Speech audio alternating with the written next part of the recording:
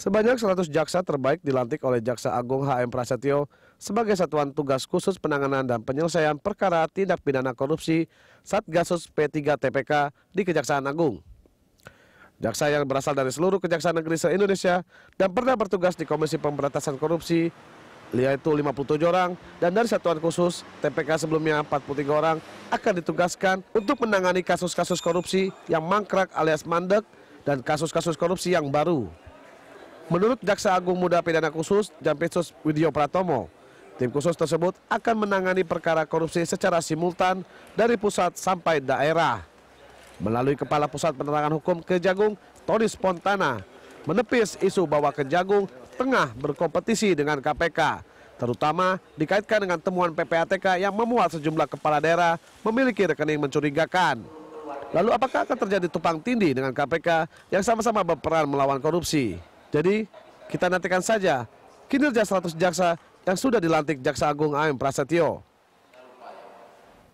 Iya, pemirsa, seberapa efektifkah tim Satuan Khusus bentukan Kejagung ini? Lalu bagaimana dengan mekanismenya, mengingat KPK juga tengah menginvestigasi kasus-kasus yang mangkrak maupun kasus baru.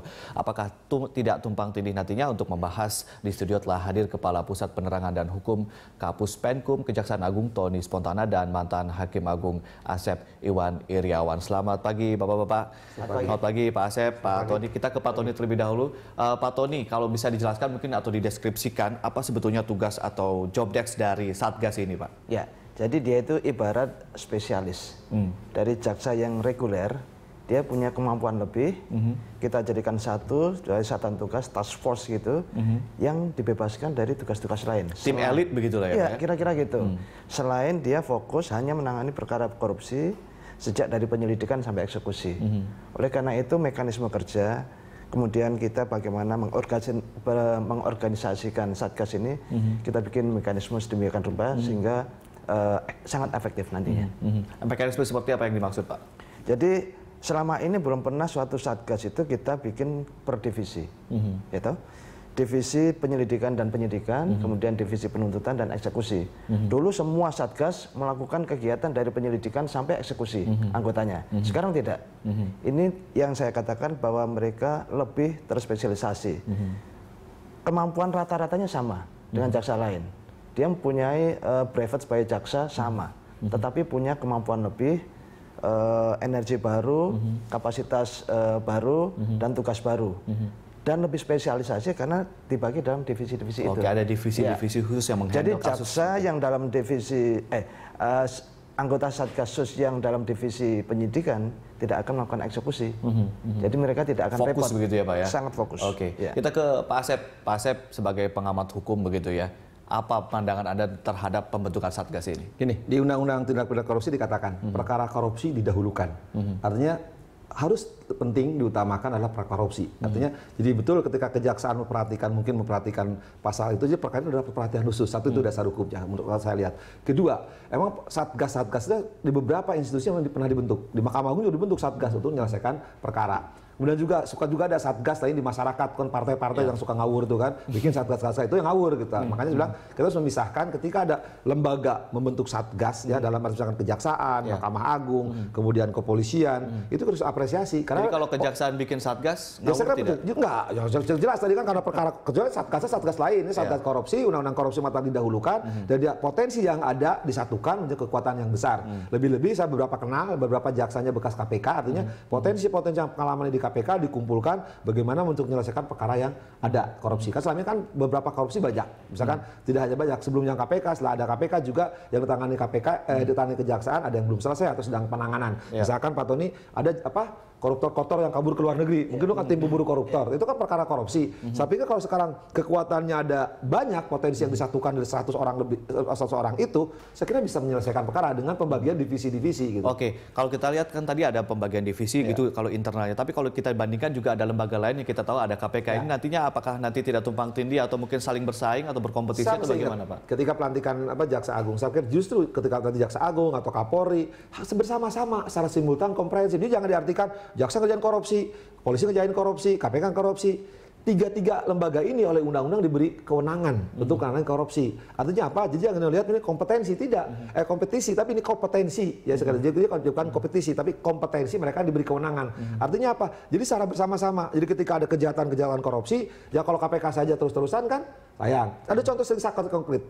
Gini kan KPK suka berat nangani. Udah gembong-gembongnya. Tapi beberapa perkara misalnya TPPU kan banyak wanita-wanita cewek-cewek matre. Kenapa daripada nggak dikerjakan? Ya berbagi dengan apa? Dengan kepolisian, dengan kejaksaan. Ya, Pak Asep, tapi kemudian apakah nanti tidak ada kepentingan politik, misalnya ada politisasi kasus tertentu, misalnya versi KPK ini bersalah tapi versinya Kejaksaan Agung ternyata tidak begitu? Oh enggak, misalkan gini, di daerah A udah duluan oleh kejaksaan, ya KPK nggak bisa masuk. Daerah A udah kalau KPK enggak, misalkan. Dan lagi pula hukum nggak ada urusan politik. Sekarang saya sepengetahuan di ilmu hukum, di hukum acara, siapapun tidak boleh soal hukum dipolitisir. Jadi kalau hukum ya patokannya kalau hukum itu ada alat bukti. Memenuhi unsur alat bukti sudah selesai. Kalau politik kan persepsi, karena ada kepentingan. Ini jadikan tersangka karena kepentingan. Enggak, kalau hukum melihat bahwa dia telah memenuhi unsur 183 184 alat buktinya, ya udah jadikan tersangka. Nggak dilihat apakah dia pangkatnya A, B, C, D, kagak ada urusan. Gitu.